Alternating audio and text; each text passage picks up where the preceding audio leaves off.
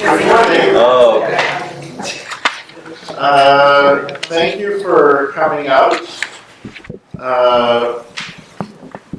Today is an armchair discussion on the SSHRC Insight program. I'm Howard Ramos. I'm the Associate Dean of Research in Arts and Social Sciences and also the SSHRC leader.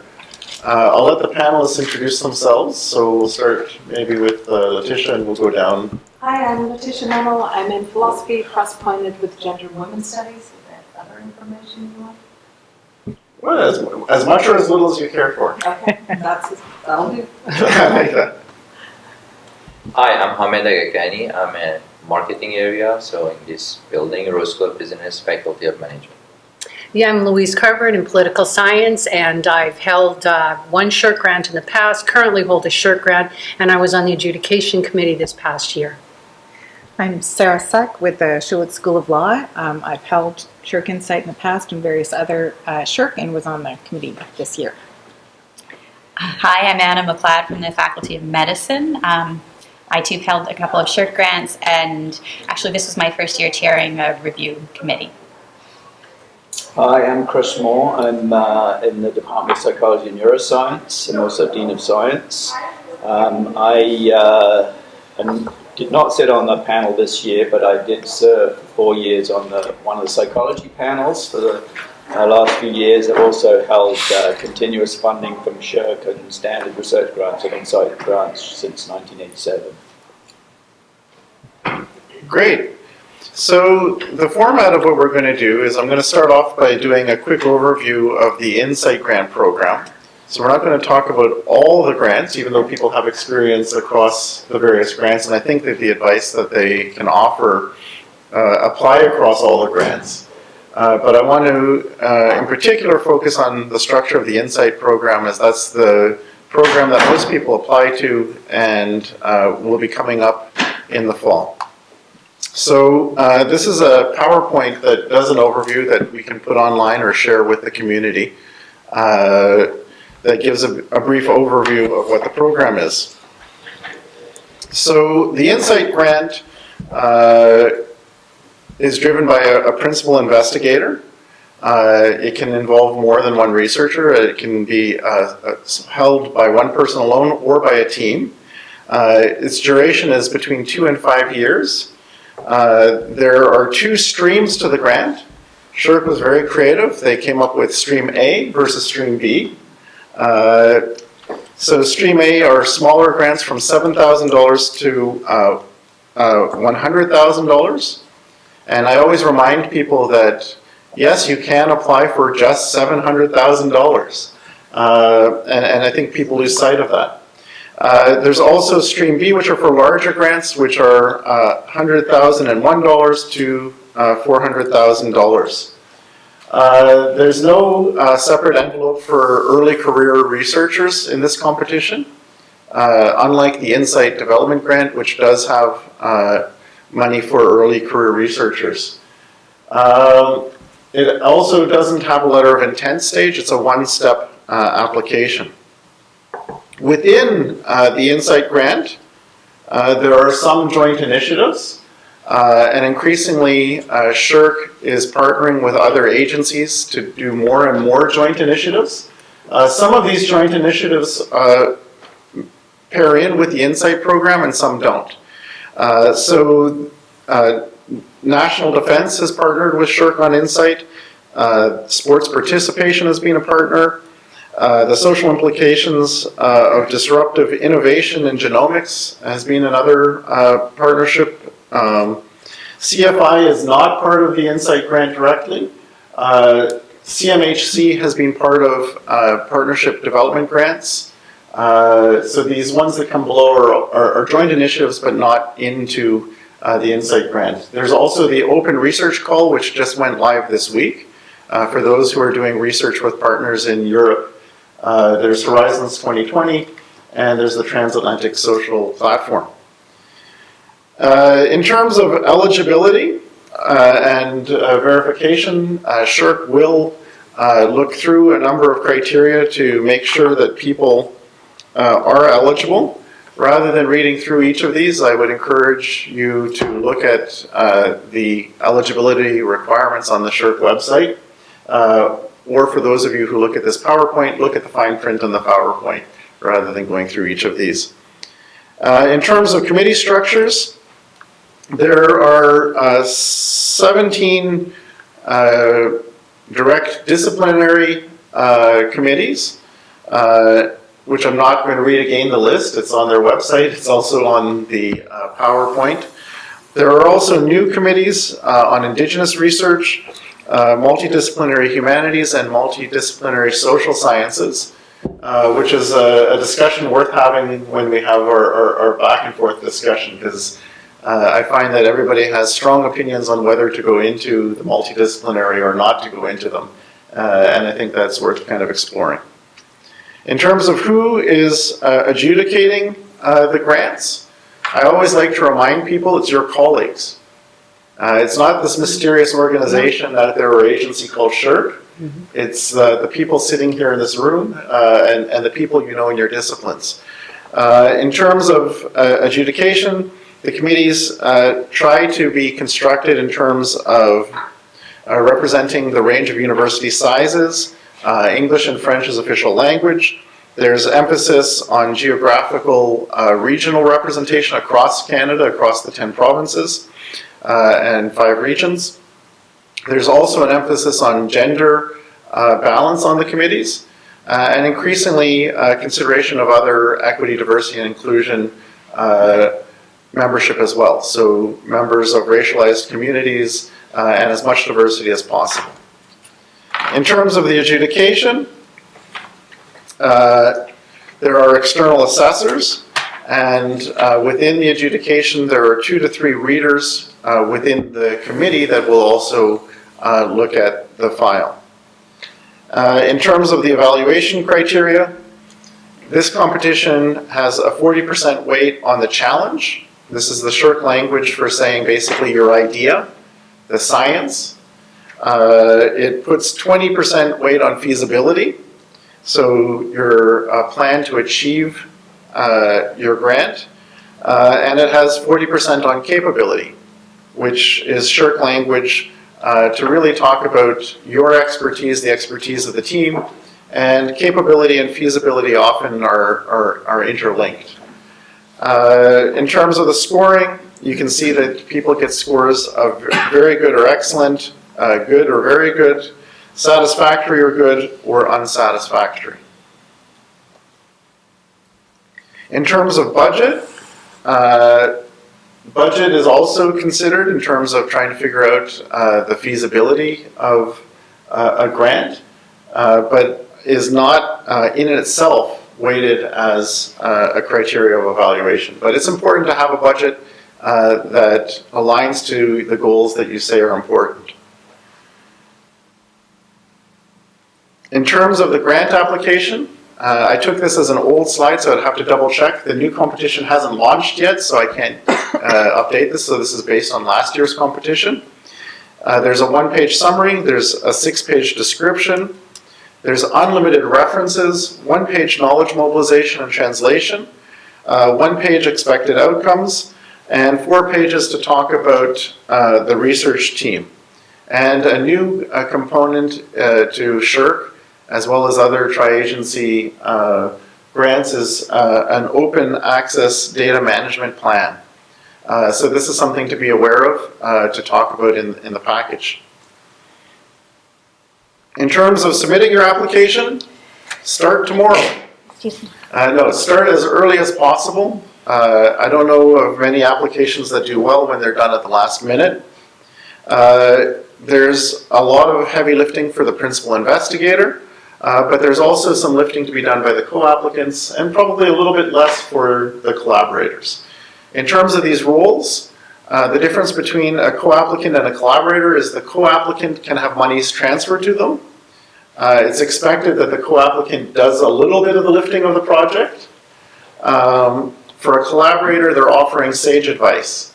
They aren't necessarily getting any money, they're not doing the heavy lifting, they're a sounding board. As I was mentioning, this session is focusing primarily on the Insight Grant competition, but there are different competitions that you can apply to through SSHRC. The Connections competition, which is for bringing people together, holding workshops or conferences. There's the Engage stream, which is got a cycle that's 4 times a year, as well as the Connections, which also has a 4-time-a-year intake. Engage is for working with partners on small-scale projects with a 1-year turnaround in terms of delivery. There's the Insight Development Grant Program, which is targeting early career researchers or established researchers who are shifting their research focus. There's the Partnership Development Grants, which is a stream to try and develop broader projects with a range of partners. There's the Partnership Grant, which has 2 stages, the letter of intent as well as the full grant. There's also ad hoc rapid response initiatives, and there are knowledge synthesis initiatives, and as I was mentioning before, the joint initiatives as well. So, you know, if you look at the SSHRC funding menu, there's lots to choose from. One of the really exciting things to report is the success rates across almost all of these competitions is about 40% at this point. The only ones that are below or have lower success rates are really in the partnership stream. But it's a great time to be applying for an Insight Grant, so I hope that you do. If you have any questions, don't send them to me. No. I say this for 2 reasons. The first reason is that SSHRC is probably the best place to have your questions answered. The program officers are fantastic. They're very responsive. In my experience working with them, I've never had longer than a 1-day wait for getting some response, at least a plan of action. The second reason I say don't write to me is I will be ending my term as a SSHRC leader in the beginning of July, and Jennifer Bain will take over. So with that said, that's an overview of the Insight Grant. What I'd like to do is open up a discussion to talk about grants. And I want to start off by asking each of the panelists simply, if you had one piece of advice to offer people on applying to an Insight Grant or a SSHRC grant, what would it be? So could we start maybe, just to make things interesting, with Louise? Oh, gosh, okay. Yeah, okay, I have a lot of questions about, you know, problematic areas. I'm still not sure about what works and doesn't work, and I hope we can address those. But as far as advice, sage advice here. Yeah, okay, about the literature review. The literature review is, you know, it seems pretty standard. So I was surprised this year in the adjudication that some of the literature reviews were not constructed with an eye to who the referees would be. I mean, I think that you could expect that if you're doing a certain topic, that the leading experts in Canada would be asked to referee that your application. And if that leading expert declined to review your application, it would be passed on to someone else associated with that leading referee. So I think, yeah, constructing your literature review in terms of who you could expect to be the referees. And I was surprised to see that didn't always happen. And in case where referees came back that their work had been mischaracterized, that their work had been neglected, and the referee reports are overwhelmingly positive and generous. We are generous to our colleagues. So any kind of negative comment from referees in that regard, I mean, can be really damaging even to a strong application. Yeah. Maybe we can go around this way, so we'll go pass it to your left and keep going around. Okay. So I think challenge part is the most important one, although it's 40%, but you can't get there without a great idea. Yeah. And that's important to make sure that, you know, I think the idea is not too good to be true. At the same time, it's feasible. So it's something that you have done in the past. So there are some research that you have done relevant to this idea in the past. At the same time, you're not just rewriting something that you have done in the past and you want to sell it again. So I think the challenge part is the most important one if you are writing and rewriting your application. or 3 times, let's say, I would say that, for the challenge, it might need to just be double that time. So one more thing is about the feasibility. So feasibility is 20%, but your budget goes under feasibility.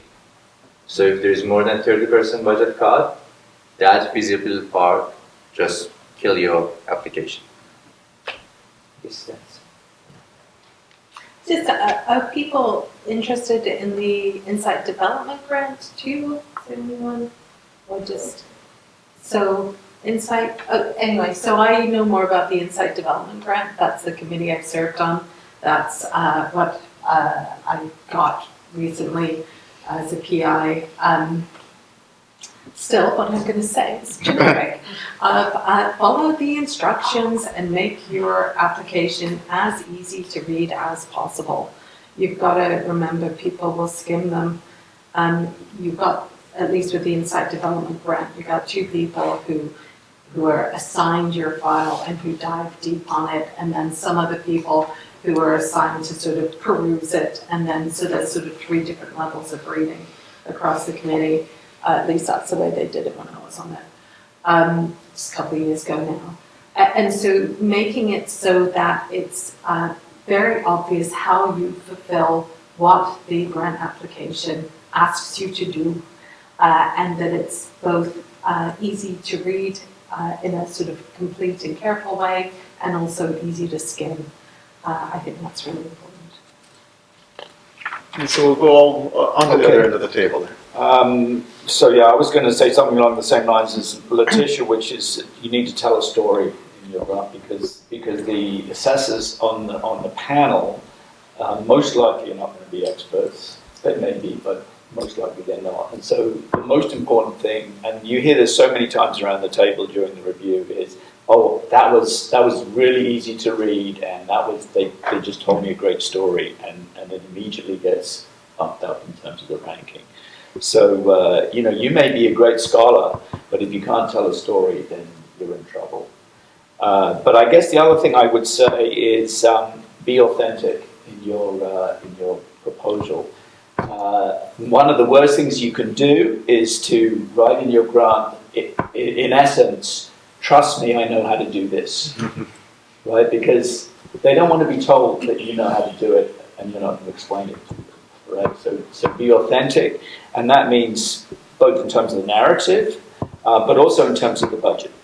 So put in a budget that's realistic, that's not padded. The amount goes up to, what is it, $500,000. If you put in a grant for $499,999, there's a problem with that, right? Because it's clear that you're padding it. So just be authentic in terms of what you need, in terms of your budget, and in terms of what genuinely you can do. So I agree with everything that my colleagues have said so far, all really important lessons. Trying to think of something to say that hasn't been said, and one of the things that really struck me over the last couple of times I've been involved is that people don't use the summary wisely or carefully. And so, it's not uncommon to see just cut and paste from other parts of the application. That, for many reviewers, is the first place that people start. It makes an impression about the quality and the caliber of the work to follow. It's also, when you're really tight for space, a nice opportunity to work towards telling that story in a plain language way so that reviewers from any disciplinary background can make sense of it. So rather than leaving that as one of the last things that you write and you're tired and worn out, it can be really useful to think carefully and critically about how to use that extra one space to tell your story. So I also agree with everything everybody has said. And just to reiterate on the importance of the story and the multidisciplinary nature of what's going on, and this I think relates also to theory and methodology. You have people on the committee who are not going to be people coming from your disciplinary background, or at least in the law criminology context. And as somebody who is representing one of the law people, I might read an application and say, this makes perfect sense to me, I get it, this is fantastic, and then come into the meeting and hear from the criminologists that they think it's a piece of trash and and it doesn't work for them. So I think also as part of this, it's probably really helpful to get somebody from another discipline to read what you have written before you submit it. Because if they can't understand it, then you need to explain in more clearly what exactly it is that you're doing. There are often assumptions in your discipline that it's obvious what you mean when you say something, but as soon as you put it in front of somebody who's not, who doesn't hold those assumptions, it can completely fall apart. The other thing that is, I was curious to hear the comment about the referees always being nice. That isn't actually necessarily the case. And one of the things that really surprised me as the first time on the committee was to see that when we see the referee reports, they have a number on them.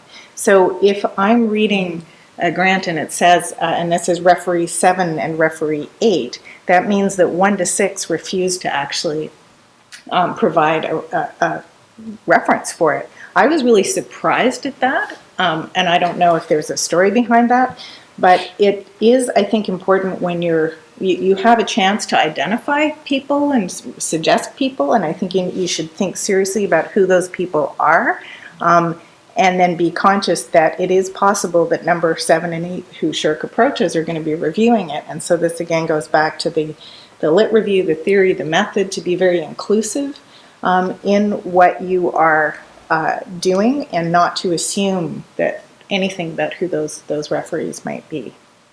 There's also, I think, a big topic about, at least from the law and criminology piece, about how to address research that has any Indigenous dimensions to it, and I don't know if that's sort of a common theme, but I'll just flag it as something that needs attention.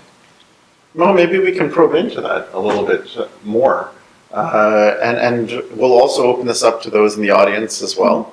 But I'm going to ask a few questions to probe some of what's been said, because I think there's been a lot of consensus on the importance of a clear message, a clear story, the importance in being robust in terms of literature search, the importance of budget and how that influences feasibility, and ask no more than you need and no less than you need, and being authentic. But in So the no more, no less, part of the problem is your budget's almost certainly going to be cut. I think they're nearly always cut. And so the feasibility issue ends up, if your project is only feasible if you get exactly the amount you asked for, that can actually be a problem too. So I would say you should ask for what you need, but also have it possible that people could imagine, oh, well, you could do with one less research associate, or, that there is some possibility of imagining. Sorry, that's just No, this is the value of having an armchair discussion. Yeah. What do others think about that? That was definitely the experience on our committee. So it's really, the budget part is really tricky. You must justify everything. And as you're doing your budget, think about, is there another way that I could do this that would be cheaper? Because I guarantee you somebody on the committee is going to have thought of another way to do exactly what you want to do that's going to cost less money. But then at the same time, if it's too thin, there were some that we didn't cut back because it was clear that it was pretty bare bones, but it's certainly important. And I'm glad you mentioned that, because I've actually, in my experience, seen grants fail because people were too lean. Right. And people said, you're so lean that it's not feasible. Right. So I'm happy you kind of had both ends of that. The places where I've seen budgets be really, really carefully scrutinized was around hardware or materials, computers, that sort of thing. So that has to be really carefully justified. And there's always some interesting conversations lately around open access fees and what's what should be allowed and not. In my case, so I served on the Education and Social Work Committee. And, we sort of had a discussion about it initially to make a common statement. This is what we're going to do about open access fees, but I think it's handled differently across different committees. So, Because, in addition to the hardware and also other items in the budget, so in management, what we were a little bit concerned was about the postdoc. Yes. Specifically, when it's not justified very well, why you need postdoc and not a PhD student, and the cost probably is going to be twice for a postdoc than a PhD student or a master's student. So that was where it was easy to cut the budget. say that, well, we can save $30,000, $40,000 in here, or just say that, instead of just having a postdoc, let's have a PhD student. So just cut half of that budget from that for that specific area. I would say another issue is the difference between the budget that's needed for the particular project that you proposed and the budget that your lab or your group needs kind of ongoing operations. So an example of that would be, conference expenses in the first year of the grant, right? Where you may be going to a conference, or your students may be going to a conference, but you cannot yet be reporting stuff from that grant because you haven't done anything in time for first year conference expenses. In my committee, that was first year conference expenses were always cut, like across the board, because the budget is for the project. It's not just to keep your lab running, right? So, be aware of that distinction. Yeah, I want to comment back here on the postdocs. It does seem as though, at least within my area, there was a trend going to apply for a postdoc. But I don't think any of you are applying for those grants that are large enough to support a postdoc. Yeah, and in general, that was a problem, that there just wasn't enough work for a postdoc. And I was also skeptical of grants asking for a number of PhD students, because I'm doubtful there's that many PhD students available to work on a project, no matter how exciting your project is. The idea that you will secure 8 and that other person will secure 12 is just not credible. Yeah, I didn't see so much budgets being cut as a budget that was determined not to be credible was just the project was simply judged out of order altogether. One of the, but your point about the open access journals, I think this is really problematic because there is no consensus across Canadian universities as to which of these expenses is eligible or not. And it's open access is a huge one. It's a large part of some budgets. It is.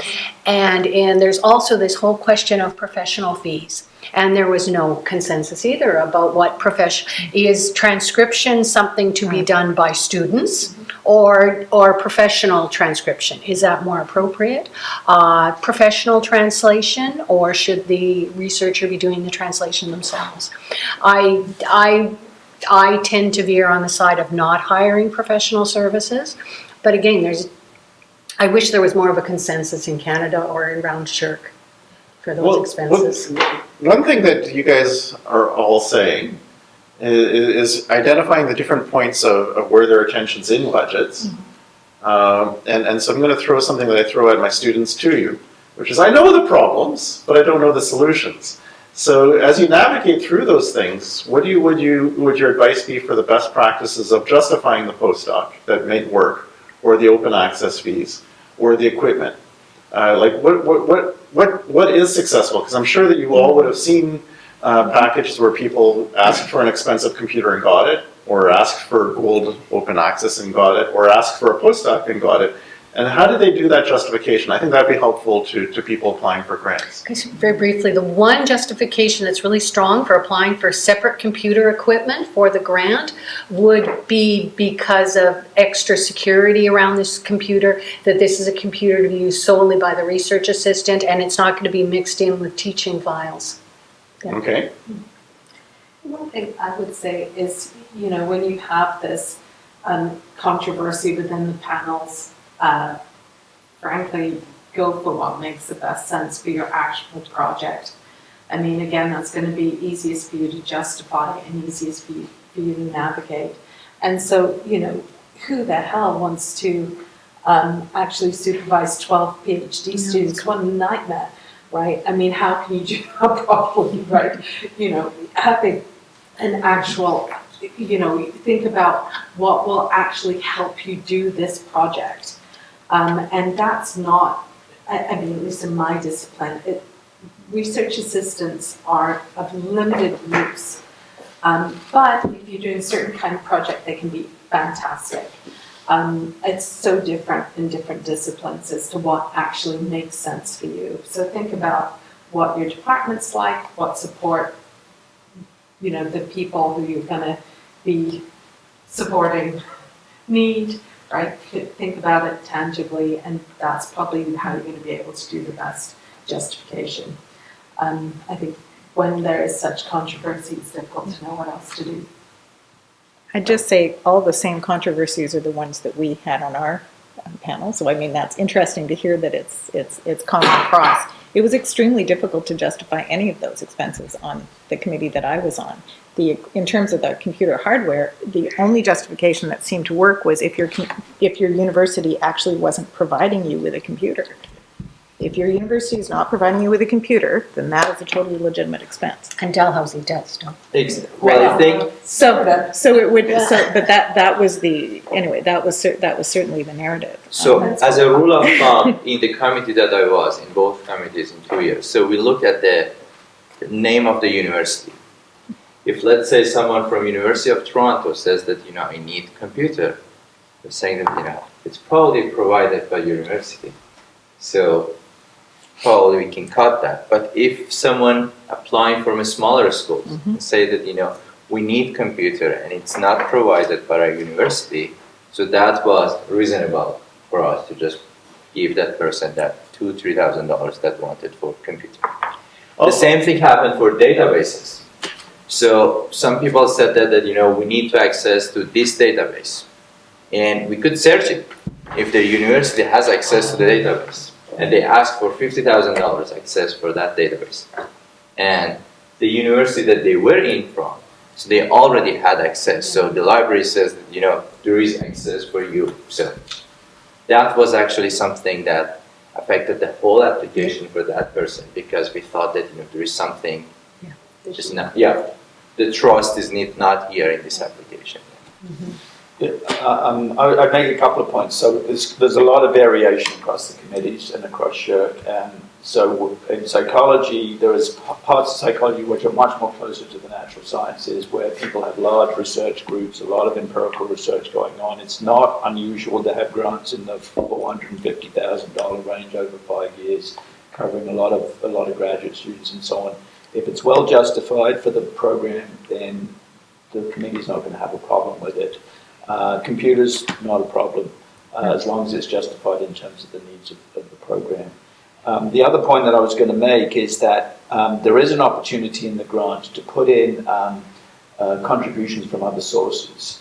And that's actually, if you can, worth taking advantage of. So, for example, if you are if you want a graduate student or graduate students, and you're getting some money through FGS, allocation through your department, put that in as another contribution, because that shows that you're constructing the budget in a sensible, leveraged way, and that's looked upon kindly.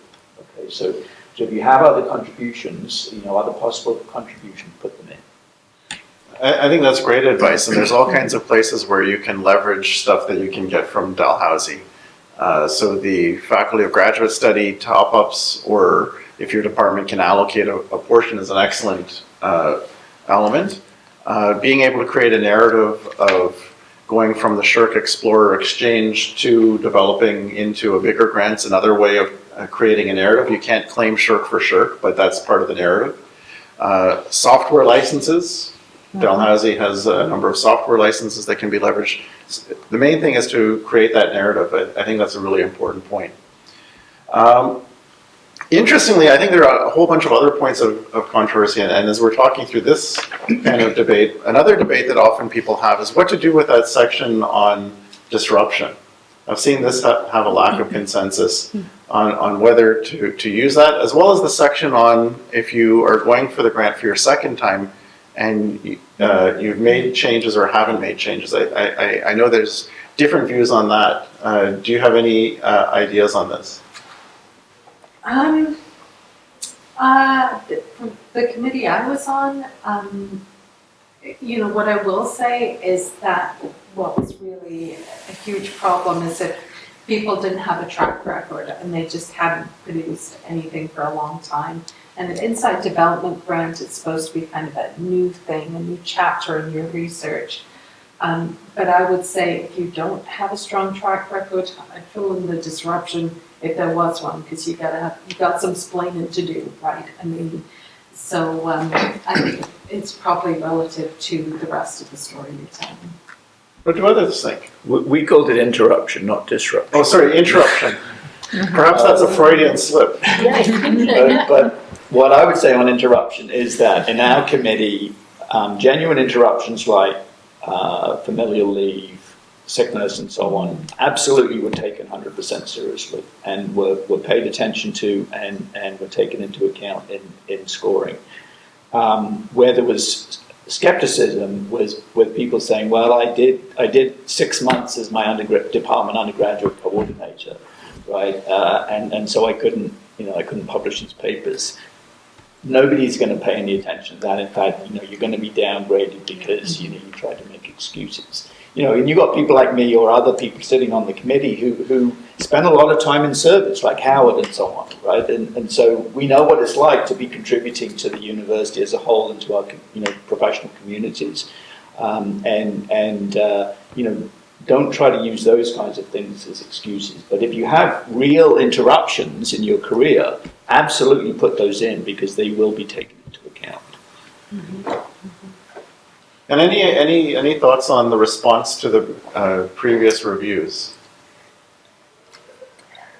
Go ahead. I think I'm sort of reflecting on that. There are a couple of responses that sort of came to mind, one of which it seemed like this person had submitted this again and again and again, and the reviewers were, there were 4 people who had happily written, referee reports for it, and they all seemed happy, and so it just seemed like, I don't know, address it. Say you've addressed it, say you've submitted, other times, and I think there's no reason not to do that. But that's and that's my impression. The problem, of course, is you don't know which ones were submitted, which had been submitted previously, but they didn't say that. So I think if you say that helps, specifically if you have done something over the past year to improve the quality of that application. So we have changed this based on the review that we got from last year. Let's say we had 1 year to just collect, let's say, preliminary data. So now we have that data and we're working as a pilot study for this current application. Those things shows that, you have done something from last year to this application to improve your idea and make it better for this round. So that's something that is considered in, at least in the committee that I was in. Yeah, I like the way you put that if you're going to put forward a reason how the project's been improved from a previous application, that it be something concrete and specific and showing about, because it testifies to your ability as a researcher to move forward. But, and I would sympathize with that, but I heard from other members on the adjudicating committee that there's just a rule, you just never do that. So people have different expectations around that, and I was surprised to hear that they'd been taught never to do that. I know some of the files that we reviewed that did take advantage of that opportunity had a defensive tone to them.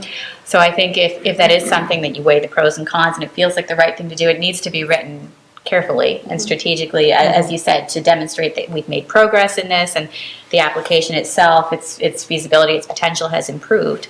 Not to say, hey, you don't know me, which is sort of the way some of the ones were read. And I think it's important to recognize this is not like having a journal article reviewed where you respond to the reviewer's comments and then you kind of moved ahead in the process. Every round is an independent round. You're in competition against a new set of applications and so on. And so you can't just say, well, I corrected all the things that were in my set of reviews last time, so now give me the money. Right? It doesn't work like that. But I would say the advantage of doing that up front is if you have somebody on the committee who disagrees with what the people last year told you needed to do, then you've flagged it. You've said, last year the committee suggested we did this and we've reformulated it in this way to address that comment. So that kind of, if there's somebody on the committee who says, well, that was a stupid idea, they shouldn't have asked you to do that, then it kind of shuts down that part of the conversation. So I think to the extent that there is, I think it's tricky, right? At least on our committee, there was a sense of, well, okay, we have to take that into account as we're assessing it now, even though it is a completely new set of people. So Letitia, and then we have a question from the floor. Just one thing to add, especially with the defensive tone. I think it's important to be in the mindset that you are competing against colleagues who are excellent professionals, right? I mean, you know, certainly we didn't fund projects that I thought were really good and worthy of funding, right? Because there just isn't enough money to go around.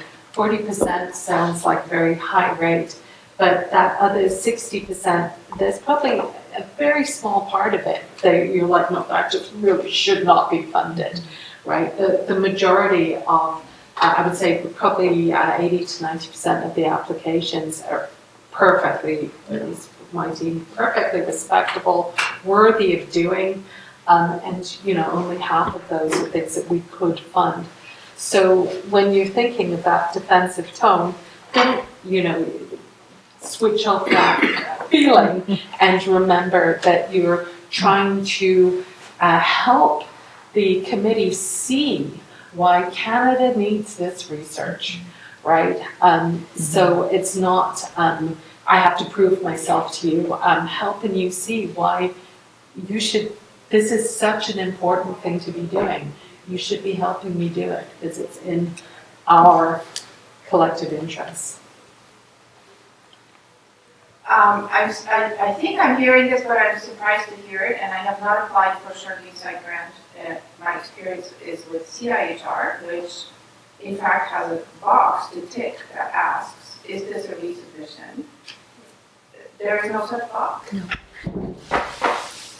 So you choose to disclose this. I'm curious. Some committee members, because there is continuity on committees, some committee members will know even if you don't declare it. Yeah, okay. I mean, to me, it's curious that that's even a consideration that you may choose not to disclose this. Right. I think the norms are slightly different, so I think it's kind of normalized with CIHR that you apply and you don't get it in the first round.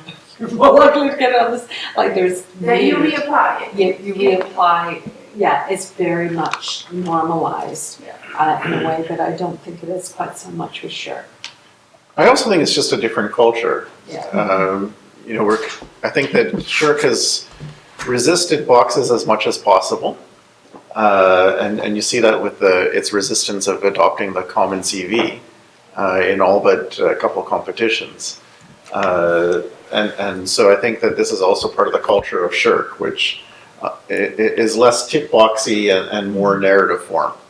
And I think that also explains why. That's not true. There is a narrative, and you will describe how you responded to the reviews. But the box is just so you cannot not disclose whether it's a resubmission or not. Well, even with the tick box, you If you don't can. take it, you've been dishonest. So that's.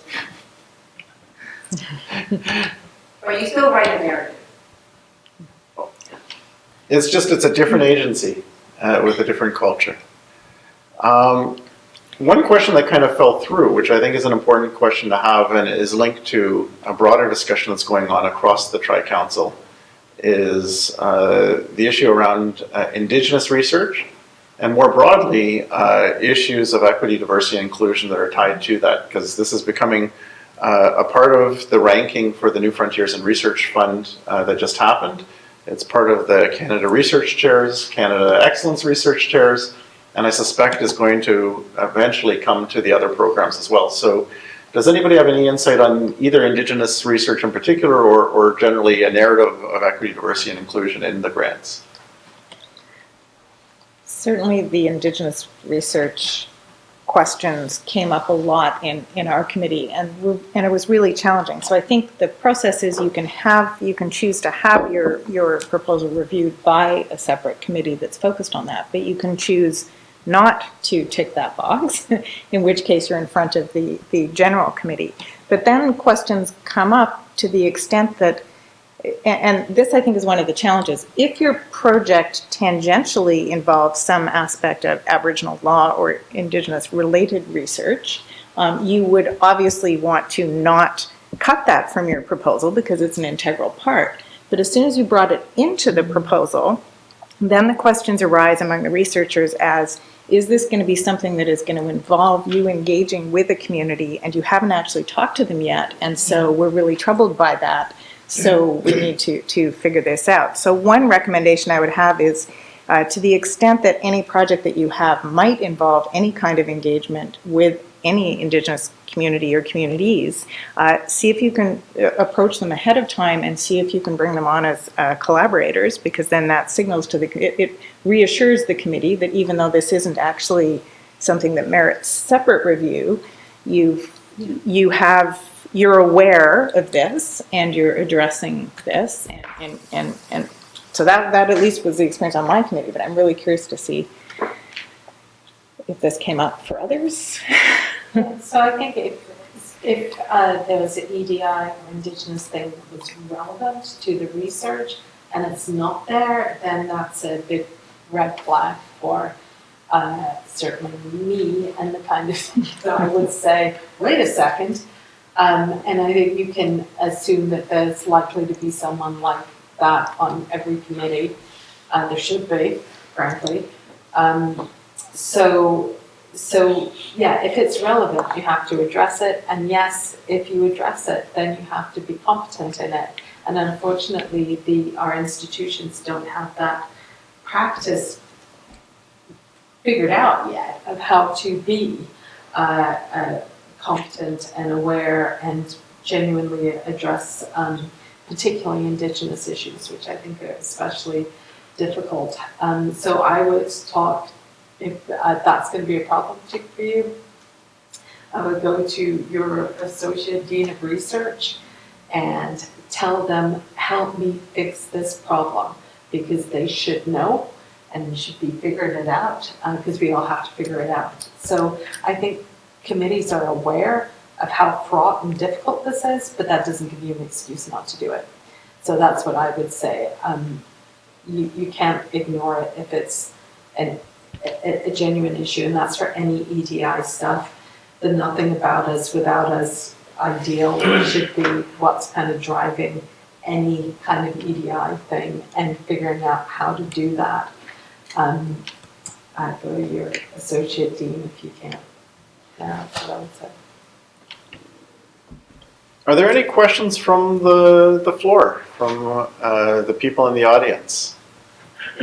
Sure. Thanks very much for all of the ideas that you shared. I'm the chair and I'm a professor up in the School for Resource and Environmental Studies. I've had held Insight Grant and Insight Development Grants PI, but always as a member of the team.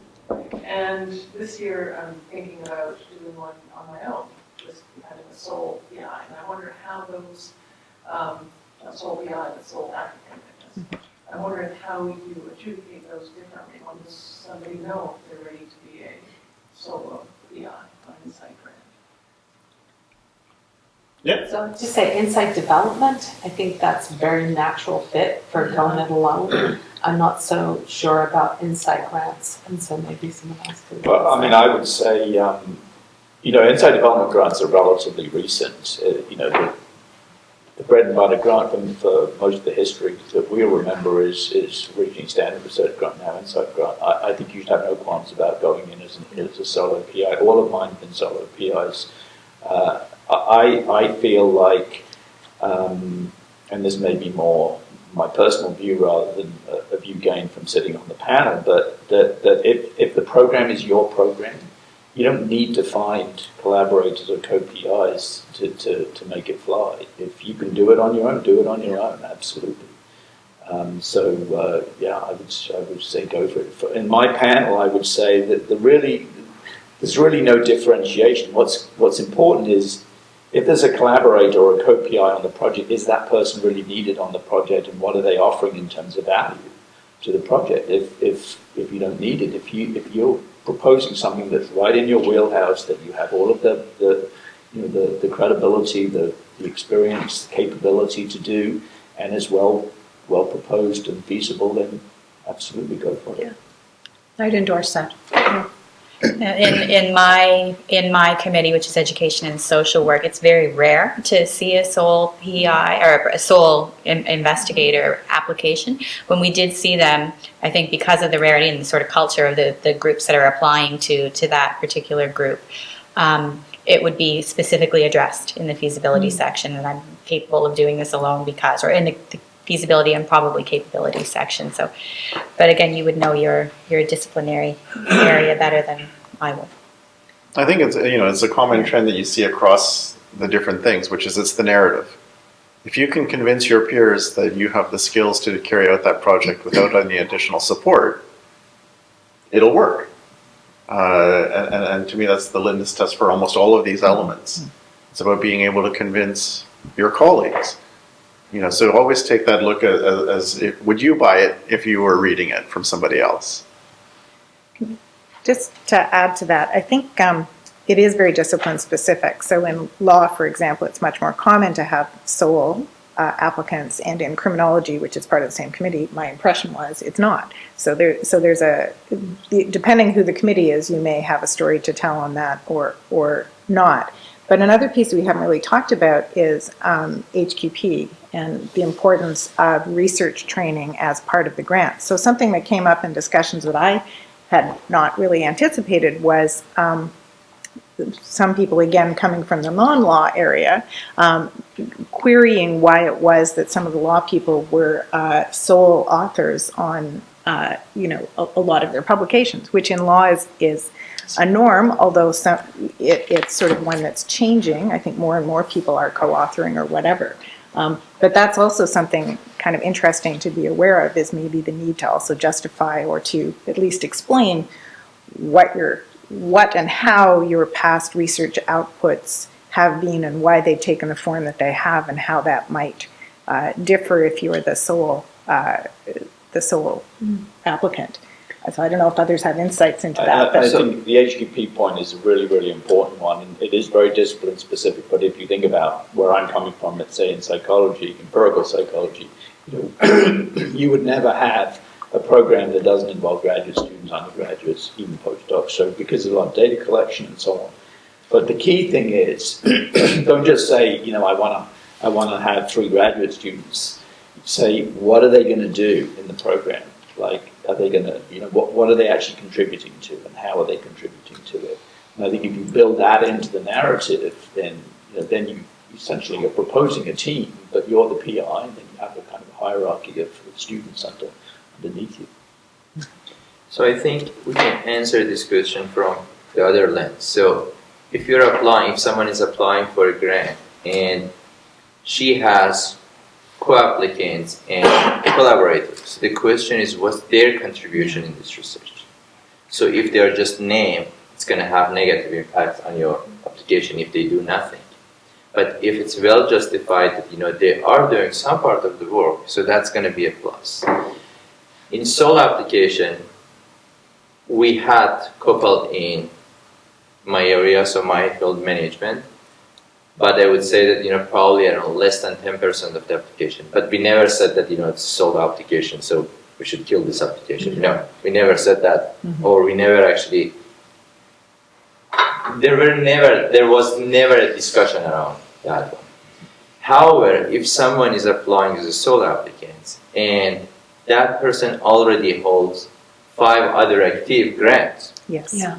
and has 15 PhD students, so is it feasible to conduct this research or not? That's another question. And that leads into follow-ups I was going to ask, which is about these other grants. So, I'm CI or listed on a number of grants, but I'm about to Inspire. I'm not sure if Insight Grants go to Inspire, so I wouldn't be a PI on anything else. But I do have pieces of the elsewhere. Is there any kind of reporting that you see as a committee to say this is here's an applicant, here's a bunch of, this is everything else they have currently that's at a tri-council funded, for instance. I know we talk about it in the full file, 10% of my research time is here and 10% here. Is there anything separate that comes from, that summarizes the CIHR, all the tri-council funding the person might be involved I in? think it's just on your CV. That's on the CV. Your CV. Yeah. But I think, so I would say, PI, co-applicant, collaborator. If you're a collaborator on a few other grants, I don't think that's going to make any difference. It just shows that you're active, and people will assume that, there's a couple of times a year you're actually doing something. Collaborators can be such different things, but you don't assume that there's a bunch of work going in. But if you're a co-op, or a PI on something else, you should be putting work in there. And if you're not, then you have no reason to think that you're actually going to do due diligence on this grant, right? So I think that that's where I would worry about. If you're a co-op and on like 3 other grants, what are you doing? Trying to become a PI on another grant. You surely are letting down the PI on that grant. That's what I would think for a co-op, but for a collaborator, it's quite different. I mean, I would kind of also say, though, that people look at the CV, they look at the carrying capacity of the person, they also look at what they're producing. So if it's a highly productive person Yeah. who's carrying a lot of grants, people are like, well, they're a highly productive person, they somehow don't sleep and don't do anything but churn out work. And they you know, so it's a bit of a balancing act across your CV. And I would encourage you to everybody to always have that as part of your narrative as well. So if you're a co-op and a collaborator and other things, and it's related to what you're doing in this project, be able to explain how that feeds into the logic of why this new project that's going to be the one that's being led by you, it makes sense. Then it doesn't become a hindrance, it becomes a leveraging. I think it's also discipline specific.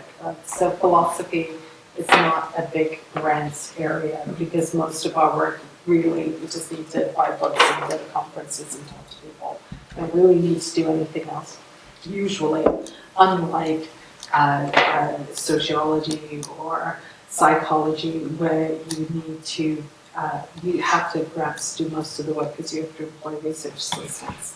So I think that's part of the difference that you're navigating. It depends the type of research you're doing. Although the one thing I would also say, and we have another question from the floor, is even if you're in a humanities discipline which tends to be investigator driven, never forget that you still have a section that you have to fill out on student training. Yeah.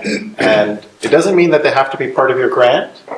It can be that you're going to develop curriculum, that you're going to do things that will have outputs for the students. It's again about creating that narrative, but you can't leave that blank. Actually, my question is about FQP training. My name is Yuganda from the Rowe School of Business here. I'm currently shareholder, and it's going to expire soon, so I need to reapply. The question about HQP training is because our school does not have a research oriented graduate program. So we just started. There's no student in September. Hopefully we're going to launch it.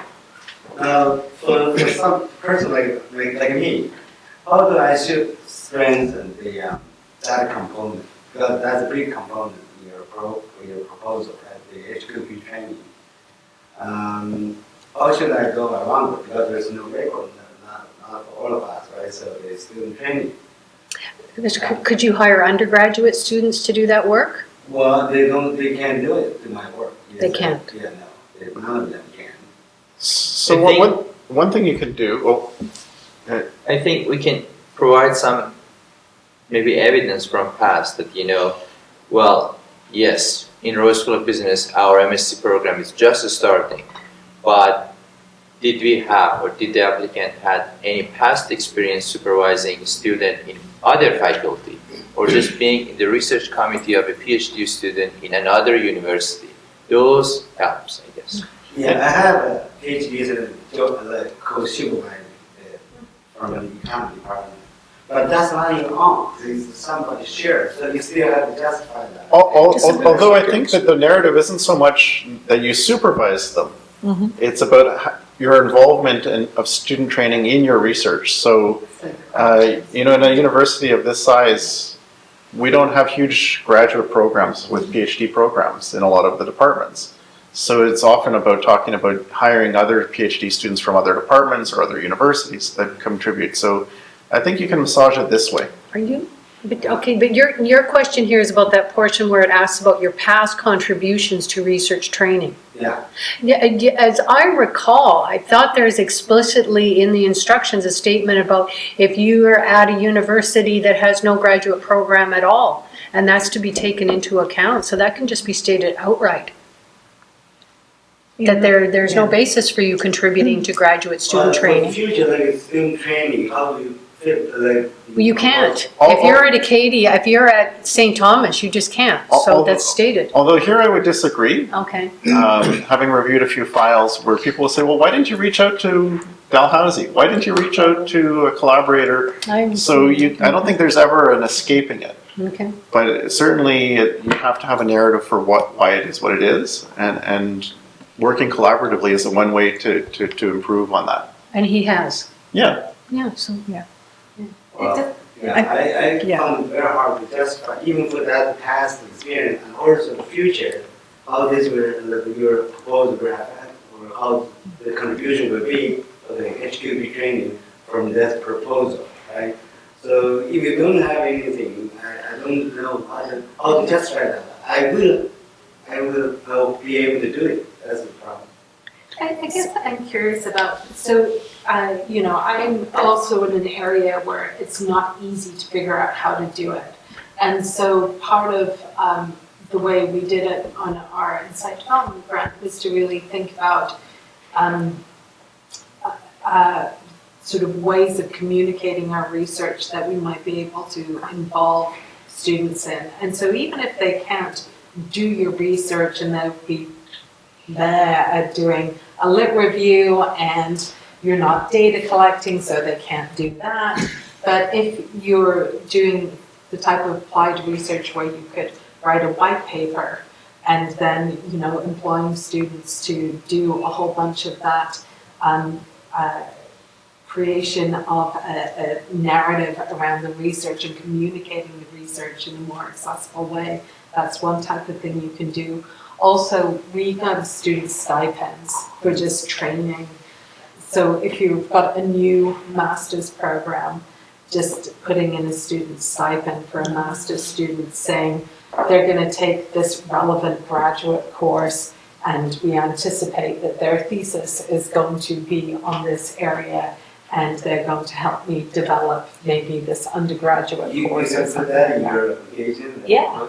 Yeah. The training. Yeah. The support training program. Yeah. So the training, so far as I can see, is understood, and this surprised me as well, in a quite robust and diverse way. You think it's going to be about having one research assistant and teaching them how to follow a method, right? That's kind of what I envisioned, but it's not. So some people included the development of curriculum. So that would be part of the training, is training them in your academic discipline.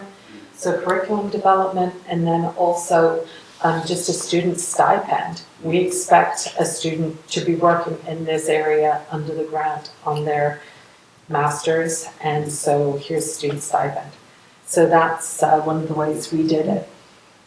Can I just say, in law, we have often a similar experience in that most programs have graduate programs, but we usually have very, very few graduate students, and so it is assumed that within the grant, often money is going to be allocated to the JD students in some way as researchers or in some other creative way.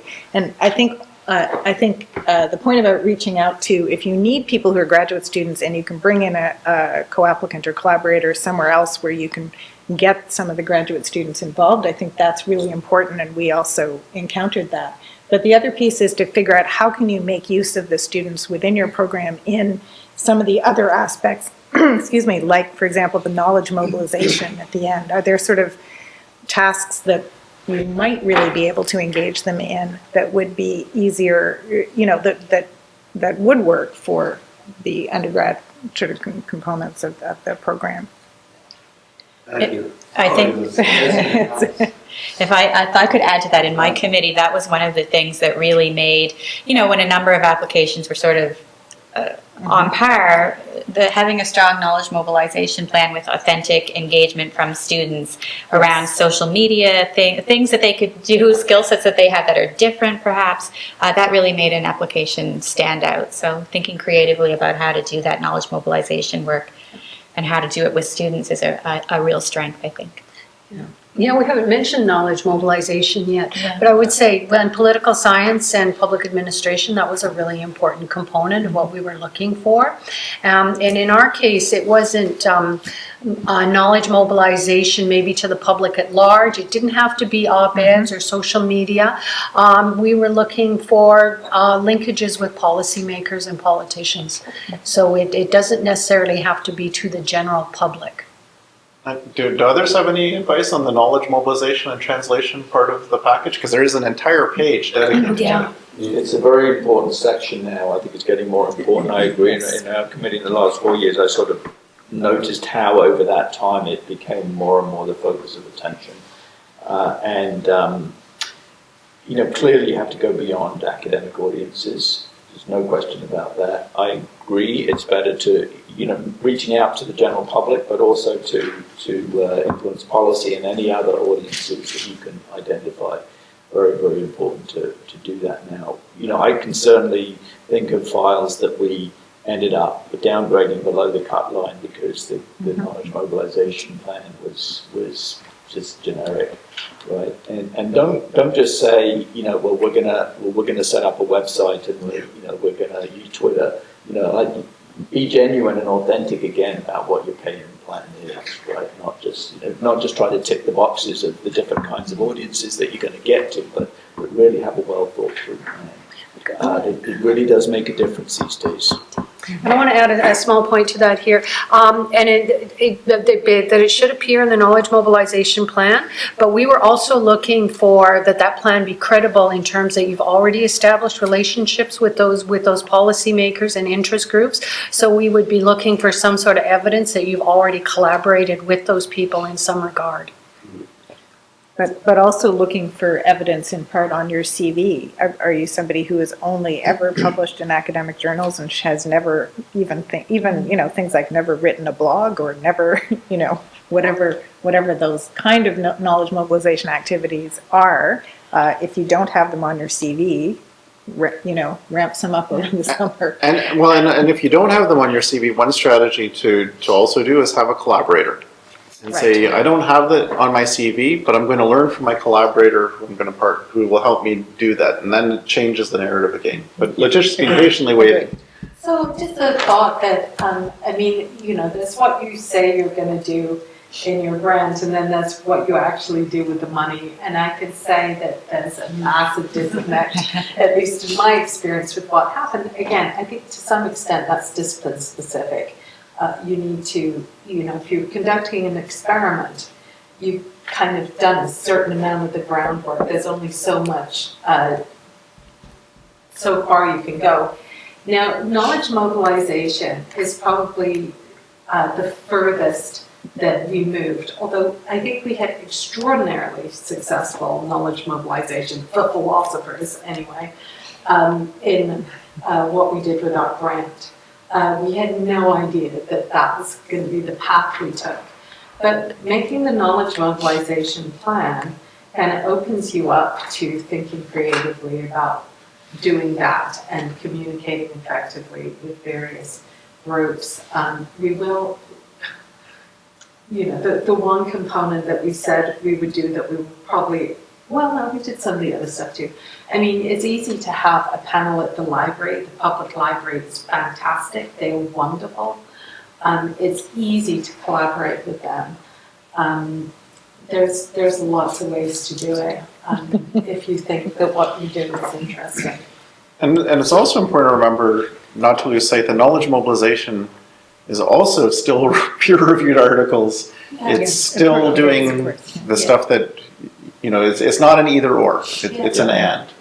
Yes. Academic presentations are going to be part of knowledge mobilization. There are just a few things around that. So I guess KM is already in application for 4 or 5 years. So if you had a grant 4 years ago, there should be something in your CV now that how you had knowledge mobilization. If that's missing, so it sends a signal to the committee that this person already had an application before, but nothing mentioned in the CV.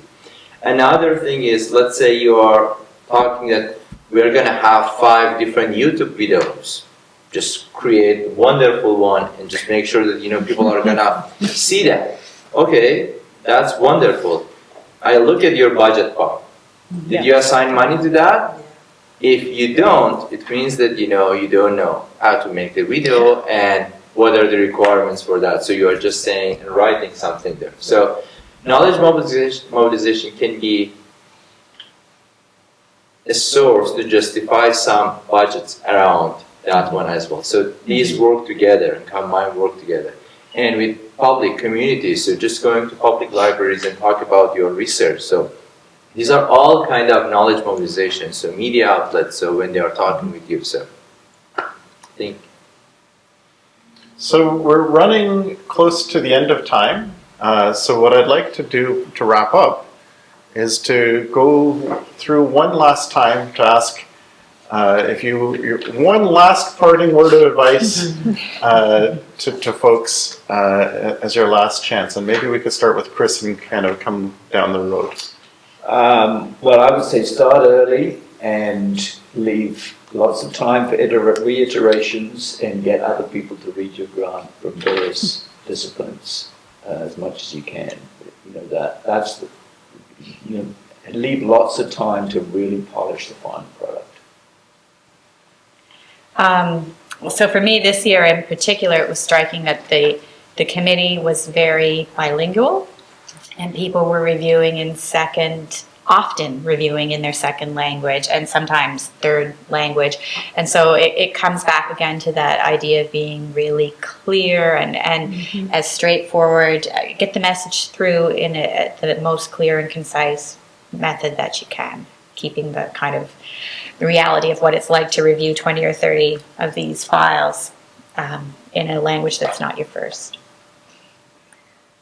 I'm having trouble adding anything to that, but just to reiterate maybe the first point, well, I guess the combination of those points, keeping it clear, doing it ahead of time, having lots of time to get somebody also to review your budget and to review your knowledge mobilization and not just to review the other parts of the grant, I think is really, really important. Finally closing, just start early. And in fact, to remind you that, we've all been building our SSHRC applications over the course of our entire academic career. Canada is a small country. It's an even smaller academic community within our disciplines. And so we know each other. And we're, the referees, the adjudication committee, and the applicants. I mean, we know each other's work from conferences, from chatting with each other. And so, in fact, you've been building your SSHRC application for your entire career. And we have a sense of, who each other are, what we're capable of, and where we want to see the discipline going among a community of scholars. So I'll go with the research team. So when you have collaborator or co-applicants, make sure that their job and their task they are doing is well defined. Specifically, if you include big names in your application, just make sure that clarify what they are supposed to do, not just because of their name. And also, just one small tip again about the research team. So avoid having your name on multiple applications in the same year. So one co-applicant, one collaborator, and one PI. Follow the instructions and make sure you remember what the adjudication criteria are. And my last thing to say is just go for it. It's a great time to be applying for SSHRC grants. So don't hesitate, do it. So thank you very much for coming. Thank you to the panel for sharing some insights.